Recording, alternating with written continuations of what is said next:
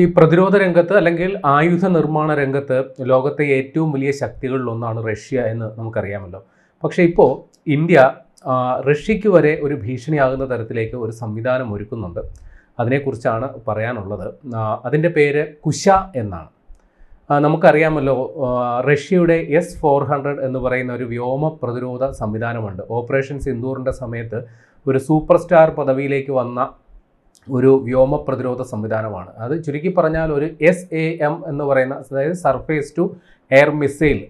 അതായത് ശത്രു രാജ്യങ്ങൾ റോക്കറ്റുകളോ ഡ്രോണുകളോ വിമാനങ്ങളോ അയച്ചാൽ അത് നമ്മുടെ റഡാറിൽ കുരുങ്ങുകയാണെങ്കിൽ അതിനെ നിശ്ചിത ദൂരപരിധിയിൽ S-400 എന്ന് പറഞ്ഞാൽ 400 കിലോമീറ്റർ വരെ ദൂരെ ചെന്ന് അതിനെ ആക്രമിച്ച് തകർക്കാനുള്ള ശേഷിയുള്ളത് കൊണ്ടാണ് ആ ഒരു സംവിധാനത്തെ ആ രീതിയിൽ വിശേഷിപ്പിച്ചത്. അപ്പോൾ ഈ S-400 എന്ന് പറയുന്നത് ഞാൻ നേരത്തെ പറഞ്ഞല്ലോ, റഷ്യൻ നിർമ്മിത സംവിധാനമാണ്. നിലവിൽ നമ്മൾ കഴിഞ്ഞ 2018 ഏതാണ്ട് 45,000 കോടി രൂപ ചെലവിലാണ് റഷ്യയുമായിട്ടൊരു കരാർ ഉണ്ടാക്കിയത്. അതുപ്രകാരം S-400ൻ്റെ ഏതാണ്ട് 5 യൂണിറ്റുകൾ നമുക്ക് വിട്ടുകിട്ടണമായിരുന്നു. 3 എണ്ണം നേരത്തെ തന്നെ നമ്മുടെ വ്യോമസേനയുടെ സർവീസിൻ്റെ ഭാഗമായിരുന്നു. 4ാമത് ഒരെണ്ണം ഈ അടുത്ത ദിവസമാണ് നമ്മുടെ വ്യോമസേനയുടെ ഭാഗമായത്. അത് പാകിസ്ഥാനെതിരെ രാജസ്ഥാൻ്റെ അതിർത്തിയിൽ അതിനെ വിന്യസിക്കുന്നുമുണ്ട്. മറ്റൊന്ന് 5ാമതൊരെണ്ണം S-400 വരുന്ന നവംബറിൽ നമുക്ക് വിട്ടുകിട്ടും എന്നുള്ളതാണ് വിവരം. അപ്പം ഞാൻ നേരത്തെ പറഞ്ഞതുപോലെ 45,000 കോടി രൂപ ചെലവുള്ള ഭീമമായ സാമ്പത്തിക ചെലവുള്ള ഒരു സംഗതിയാണ് ഈ S-400. അതിൻ്റെ ഒരു മിസൈല് ഞാൻ പറഞ്ഞതുപോലെ 400 കിലോമീറ്റർ വരെ ദൂരപരിധിയിൽ കാണുന്ന ടാർഗറ്റുകളെ അതിനെ തകർക്കാൻ പറ്റും. പക്ഷേ ആ ഒരു മിസൈലിന് മാത്രം 100 കോടി രൂപ ചെലവുണ്ട്. അതുകൂടാതെ ഈ മിസൈലുകൾ റഷ്യയിൽ നിന്ന് നമുക്ക് കൊണ്ടുവരേണ്ടതുമുണ്ട്.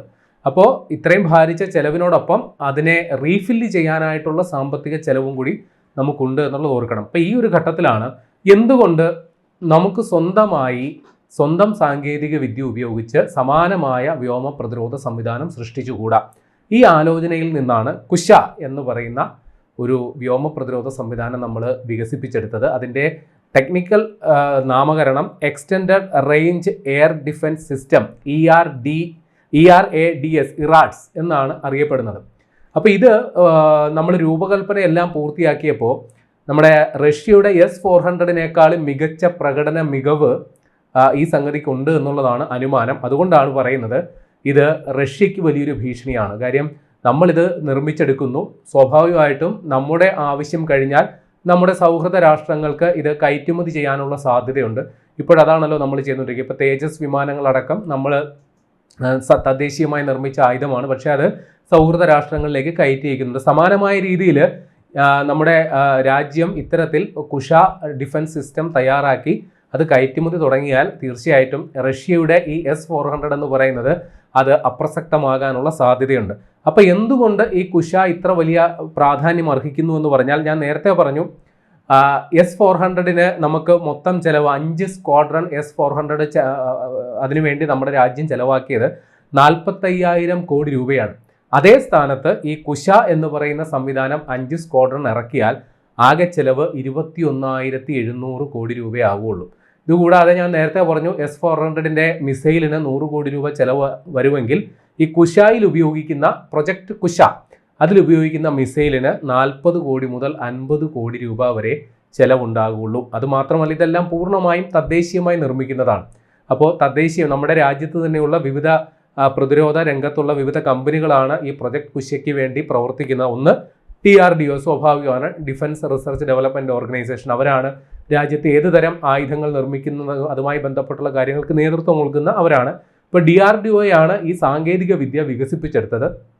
അതിന് വേണ്ടിയിട്ടുള്ള മിസൈലുകൾ സജ്ജീകരിക്കുന്നത് ഇന്ത്യ ഡൈനാമിക്സ് ലിമിറ്റഡ് എന്ന് പറയുന്ന കമ്പനിയാണ്. ഇതിൻ്റെ റഡാറുകൾ അടക്കമുള്ള സംവിധാനങ്ങൾ സജ്ജീകരിക്കുന്നത് ഭാരത് ഇലക്ട്രോണിക്സ് എന്നുള്ള സംഗതിയാണ്.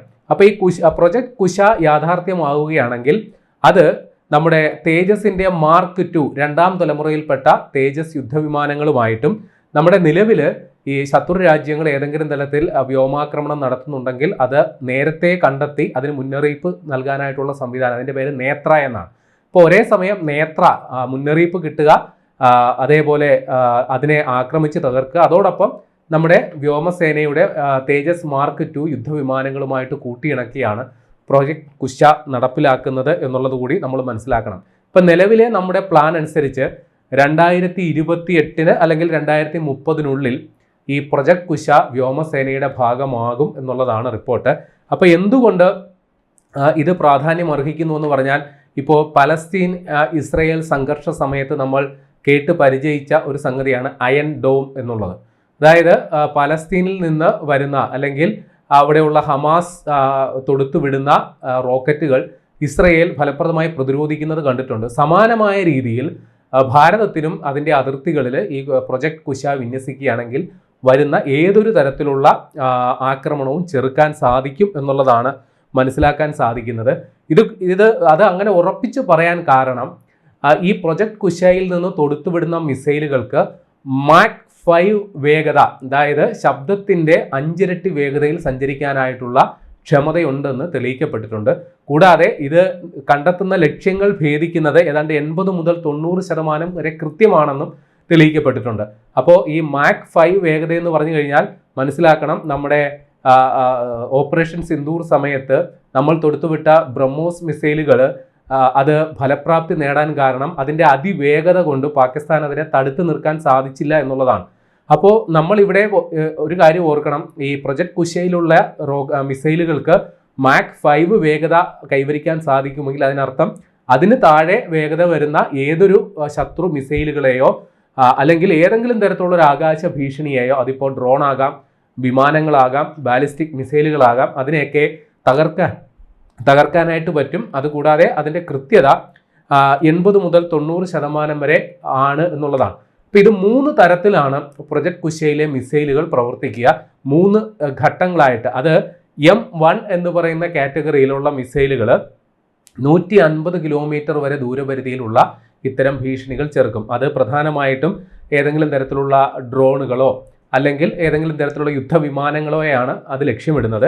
ഇനി M2 എന്ന് പറയുന്ന കാറ്റഗറിയിൽ 250 കിലോമീറ്റർ വരെ ദൂരത്ത് കാണുന്ന ലക്ഷ്യങ്ങൾ, അതിപ്പോൾ സ്റ്റെൽത്ത് വിമാനങ്ങൾ എന്ന് പറയുമല്ലോ, നമ്മുടെ ഈ റഡാറുകളുടെ കണ്ണ് വെട്ടിച്ചു വരുന്ന പുതിയ തലമുറയിൽപ്പെട്ട സ്റ്റെൽത്ത് വിമാനങ്ങളെ അടക്കം 250 കിലോമീറ്റർ ദൂരത്ത് വെച്ച് അതിനെ കണ്ടെത്തുകയും അതിനെ തകർക്കാൻ സാധിക്കും. ഇനി M3 എന്ന് പറയുന്നത് 350 മുതൽ 400 കിലോമീറ്റർ വരെ ദൂരപരിധിയിലുള്ള സംഗതിയാണ്. ഇതിൽ ശത്രു രാജ്യങ്ങൾ തൊടുത്തുവിടുന്ന ബാലിസ്റ്റിക് മിസൈലുകൾ അടക്കമുള്ളവയെ തകർക്കുക എന്നുള്ളതാണ് ലക്ഷ്യം എന്ന് പറയുന്നു. ഇതുകൂടാതെ ഇപ്പോൾ ഈ S-400 എന്ന് പറയുന്ന സംവിധാനം ഞാൻ പറഞ്ഞു, അത് റഷ്യൻ നിർമ്മിതമാണ്. സ്വാഭാവികമായിട്ട് അതിൻ്റെ സോഫ്റ്റ്വെയറും അതിൻ്റെ അൽഗോരിതവും ഒക്കെ റഷ്യയുടെ കയ്യിൽ തന്നെയാണ്. അത് പൂർണ്ണമായിട്ടും നമുക്ക് വിട്ടുകിട്ടില്ല. പക്ഷേ ഈ പ്രൊജക്ട് കുശയിൽ തീർച്ചയായിട്ടും ഇത്തരം സംഗതികളെല്ലാം തന്നെ നമുക്ക് സ്വന്തമായി കൈകാര്യം ചെയ്യാൻ സാധിക്കും എന്നുള്ളത് വളരെ ഒരു പ്ലസ് പോയിന്റ് ആണ് എന്നുള്ളത് കൂടി നമ്മൾ മനസ്സിലാക്കി വെക്കണം. ഇനി ഈ പറയുന്ന സംവിധാനം നമ്മുടെ വ്യോമസേനയുടെ integrated air command and control സിസ്റ്റവുമായിട്ട് ബന്ധിപ്പിക്കാനായിട്ടാണ് പദ്ധതി ഇടുന്നത്. അതായത് നിസ്സാരം ഇത്രയേ ഉള്ളൂ, നമ്മുടെ വ്യോമസേന സദാസമയം നമ്മുടെ അതിർത്തികളിലൂടെ നമ്മുടെ വ്യോമ മേഖലകളിൽ സദാസമയം നിരീക്ഷണം നടത്തിക്കൊണ്ടിരിക്കുകയാണ്. ഏതെങ്കിലും തരത്തിൽ ഒരു അപായ സൂചന വന്നു കഴിഞ്ഞാൽ അപ്പോൾ തന്നെ ഇവർക്ക് വേണ്ട സിഗ്നലുകൾ കൊടുക്കാനും അതിനെ തടുക്കാൻ ആവശ്യമായ മിസൈലുകൾ തൊടുത്തുവിടാനും സാധിക്കും എന്നുള്ളത് കൂടി മനസ്സിലാക്കണം. അപ്പം നിലവിൽ നമ്മളിതിൻ്റെ പ്രാഥമികമായിട്ടുള്ള പരീക്ഷണങ്ങളൊക്കെ പൂർത്തിയാക്കിയിട്ടുണ്ട്. അതായത് ഇതിൽ ഉപയോഗിക്കുന്ന റോക്കറ്റുകളെ നമ്മൾ ഭൂമിയിൽ വെച്ചുകൊണ്ട് തന്നെ അതിൻ്റെ റോക്കറ്റ് എഞ്ചിൻ്റെ പരീക്ഷണം, അതായത് പറത്തി വിട്ടുകൊണ്ടുള്ളതല്ല, ഭൂമിയിൽ നിർത്തിക്കൊണ്ട് തന്നെയുള്ള പരീക്ഷണം വിജയകരമായി പൂർത്തിയാക്കിയിട്ടുണ്ട്. ഇനി ഈ വരുന്ന ജൂലൈയിൽ ഇതിൻ്റെ 2ാം ഘട്ട പരീക്ഷണം നടത്താൻ പോവുകയാണ്.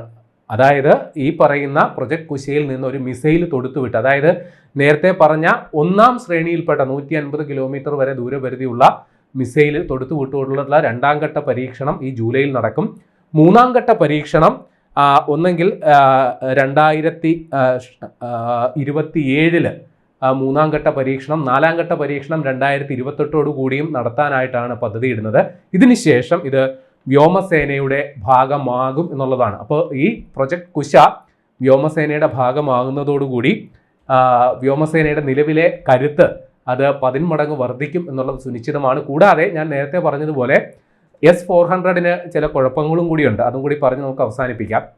അത് റഷ്യയിൽ നിന്ന് നമുക്ക് കിട്ടേണ്ടതാണ്. അത് യഥാസമയം നമുക്ക് കിട്ടിയിരുന്നില്ല. ഇപ്പോൾ തന്നെ ഒരു യൂണിറ്റ് കിട്ടുന്നതേ ഉള്ളൂ. കിട്ടുന്നതിൽ വലിയ കാലതാമസം വന്നു. അതിൻ്റെ കാരണം റഷ്യ വലിയ രീതിയിലുള്ള ഉപരോധ ഭീഷണികൾ നേരിടുന്ന രാഷ്ട്രമാണ്. അതുകൊണ്ട് തന്നെ ഈ ആയുധങ്ങൾ സമയത്ത് കിട്ടുന്നതിനും അതിൻ്റെ സ്പെയർ പാർട്സുകളോ അനുബന്ധ സാമഗ്രികളോ യഥാസമയം റഷ്യ തരുമെന്നുള്ള കാര്യത്തിൽ ഒരു ഉറപ്പുമില്ല. ഈ ഒരു ഘട്ടത്തിലാണ് നമ്മുടെ രാജ്യം ഇപ്പോൾ മുന്നോട്ട് വെക്കുന്ന ആത്മനിർഭർ ഭാരത് എന്ന ആശയത്തിലൂന്നി ഈ ആയുധങ്ങൾ അതേപോലെ വിലപിടിച്ച ഇത്തരം സംവിധാനങ്ങളെല്ലാം രാജ്യത്തകത്ത് തന്നെ നിർമ്മിക്കാനായിട്ടുള്ള പദ്ധതികളുമായിട്ട് മുന്നോട്ട് പോകുന്നു. അപ്പോൾ ഈ പ്രൊജക്ട് കുശ അക്കാര്യത്തിൽ വലിയൊരു നാഴികക്കല്ലാകും എന്നുള്ള കാര്യം ഉറപ്പാണ്.